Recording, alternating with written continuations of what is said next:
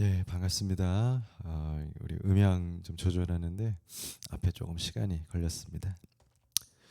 예, 9월 24일 오늘 화요일 아침이고요. 오늘 열왕기하 이제 12장으로 넘어와서요.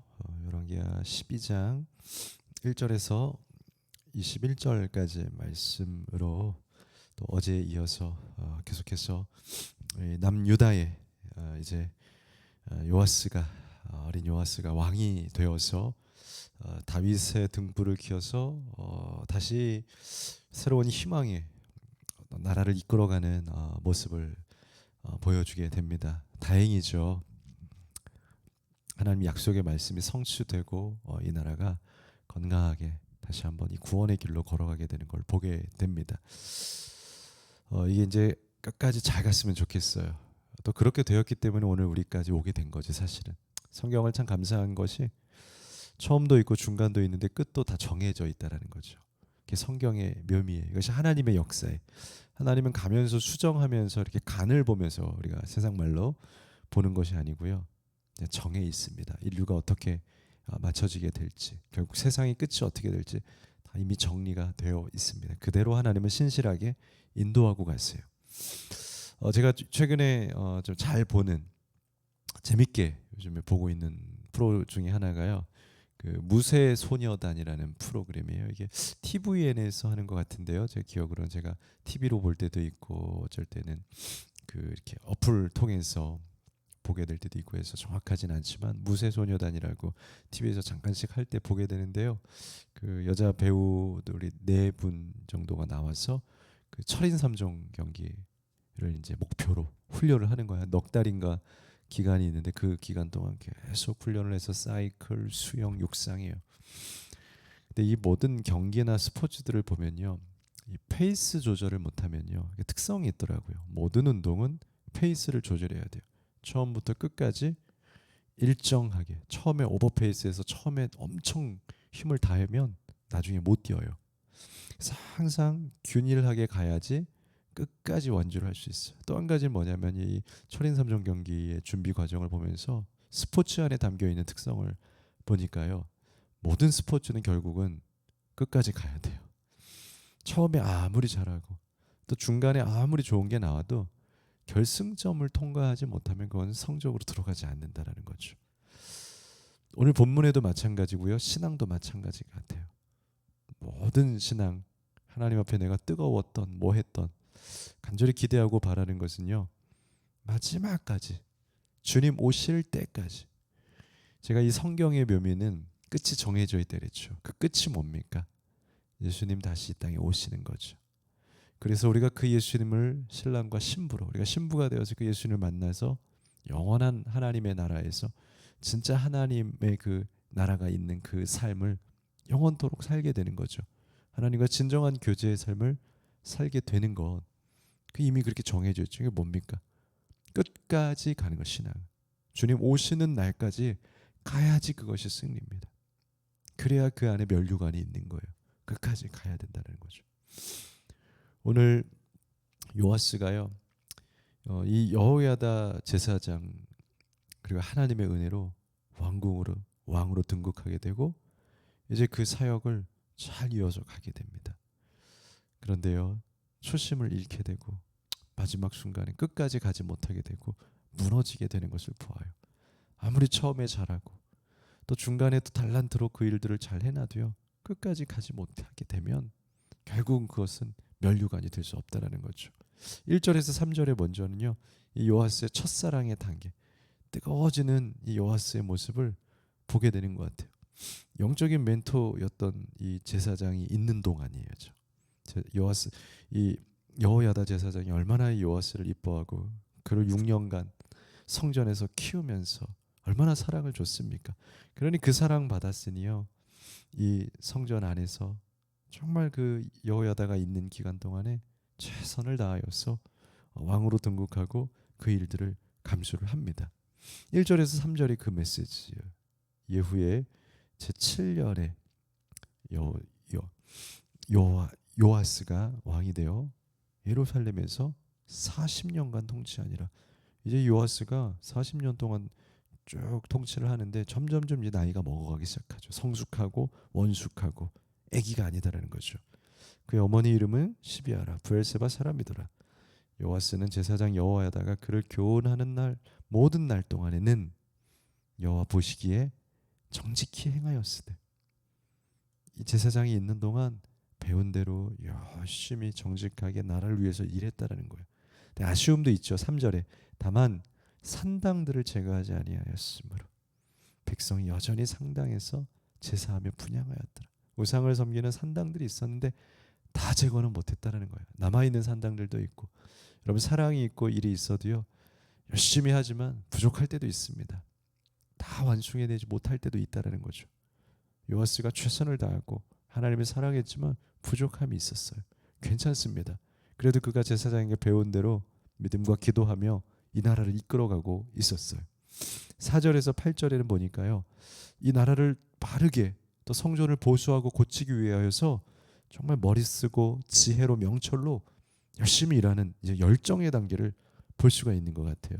성전을 보수하기 위해서요 제사장들에게 이 일들을 맡겨놨는데 그 일들이 좀 뭔가 매끄럽지가 않아요. 그냥 지나칠 수도 있잖아요. 요아스가 그렇게 하지 않아요. 더 좋은 방법으로 합시다 해서 제도를 개선을 하는 걸 보게 됩니다. 뜨겁습니다. 참 귀하죠. 4절부터 8절이죠. 요아스가 제사장들에게 이르되 여호와의 성전에 거룩하게 하여 드리는 이 모든 은, 곧 사람이 통용하는 은이나 각 사람의 몸값으로 드리는 은이나 종류별로 이제 사람들이 성전에 예물을 드리고 자신의 헌금들을 종류대로 드렸다는 겁니다. 5절에 제사장들이 각각 아는 자에게 받아서, 그러니까 이 예물을 관리하는 자에게 제사장들이 받아서 일을 했다라는 거예요. 성전의 어느 곳이든지 파손된 것을 보거든 그것으로 수리하여 하였으나, 그 돈을 받아서 제사장들이 다시 일꾼들을 부려서 이렇게 일을 하는 그런 제도를 가지고 있었다라는 거예요. 6절 요아스 왕 제 23년에 이르도록 제사장들이 성전의 파손한 데를 수리하지 아니하였는지라. 제사장들이 그 헌금의 중간에 퍼센테이지를 받아서 자신들이 다시 일꾼들을 세워서 일을 하고 이렇게 해야 됐어요. 어떠한 이유에서인지 그 일이 잘 진행이 안 된 거죠. 성전이 늘 그대로고 뭔가 고쳐지지 않는 거예요. 문제점을 본 거죠. 근데 요아스는 어떻게 합니까? 7절에 요아스 왕이 대제사장 여호야다와 제사장들을 불러 이르되 너희가 어찌하여 성전의 파손한 데를 수리하지 아니하냐. 열정이에요. 보지 못하는 거예요. 성전의 무너짐을 보지 못하는 거예요. 여러분 이 열정이 우리에게 있어야죠. 이제부터는 너희가 아는 사람에게서 그 예물 담당자에게 받아서 중간고리로 일을 하지 말고 너희 은을 받지 마라. 그들이 성전의 파손한 데를 위하여 드리게 하라. 그들이 직접 그 단계에서 스스로 일을 다이렉트로 처리할 수 있도록 하자. 그래서 모든 제사장들과 동의를 해요. 어쨌든 제도와 시스템을 바꿨다라는 거죠. 뜨거운 열정, 노력 너무 좋습니다. 우리에게도 이런 열정과 회복이 여러분들에게 있기를 바랍니다. 첫사랑으로 일어났습니까? 하나님 만났습니까? 그럼 이제 열정의 단계가 있어야 되지 않겠습니까? 그런데 아쉬운 것이 있어요. 앞서 이야기한 것처럼 이 열정도 이 사랑도요, 여러분 끝까지 가야 기독교의 믿음의 신앙의 사랑인 거예요. 기독교 신앙은요, 내가 하나님을 과거에 사랑했습니다. 내가 하나님을 사랑했을 때가 있었습니다. 그렇게 통하지 않아요. 기독교 신앙은 내가 끝까지 하나님과 함께 했습니다. 이게 믿음이에요. 세상에서 일은 내가 옛날에 잘 나갔습니다. 지금은 조금 잘 안 됐네요. 지금은 힘을 잃었네요. 물론 세상에서도 참 아쉽지만 기독교 신앙에서는 더욱 끝까지 가는 자만이, 끝까지 그 믿음의 길을 지키는 자만이 그들에게 영생에 또 구원의 면류관이 있는 거예요. 오늘 이 요아스가요, 이 열정을 가지고 있었는데 나중에 그의 믿음이 어떻게 됩니까? 17절에 안타까운 모습들이 보여져요. 17절에 어떻게 설명되어 있냐면요, 그때에 아람 왕 하스야엘이 올라와서 가드를 치고 이스라엘을 쳤다, 전쟁이 일어났다 라고 표현하고 있어요.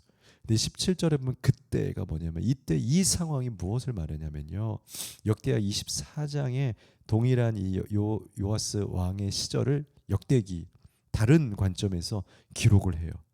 어떻게 되냐면요, 여호야다가 죽은 후에 이 제사장이 죽은 거예요. 멘토가 죽은 거예요.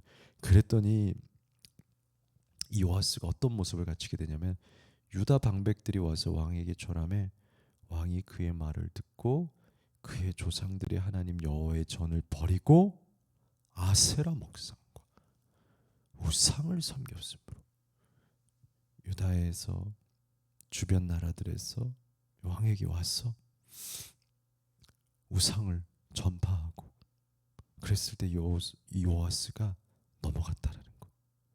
그들에게 배운 우상과 아세라 신을 섬기고 그래서 그 죄로 말미암아서 그 진노가 유다와 예루살렘에 임했다라고 표현이 되어 있어요.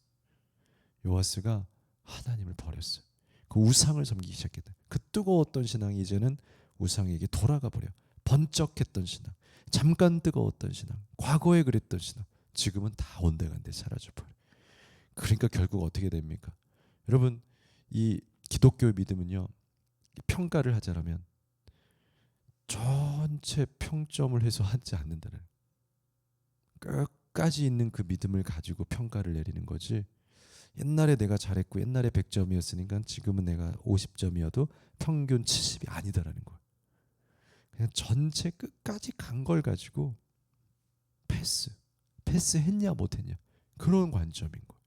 요아스가 아무리 과거에 열정이 있고 100점이 있었어도 지금 우상을 섬겨버렸으면 끝이, 그럼 무너지는 거예요. 그러니까 그것에 대한 어떤 결론과 결정적인 그 어떤 이 요아스의 점수를 뭐렇게 내립니까? 그냥 심판, 탈락으로 내려요. 아쉽지 않습니까? 하나님, 저 옛날엔 잘했는데요. 아니에요, 여러분. 그런 건 우리가 하나님 앞에 드릴 그 영적인 거에서, 신앙에서는 핑계가 되지 않는다. 저 옛날엔 뜨거웠으니까 좀 봐주세요. 물론 하나님이 긍휼히 봐주실 거예요.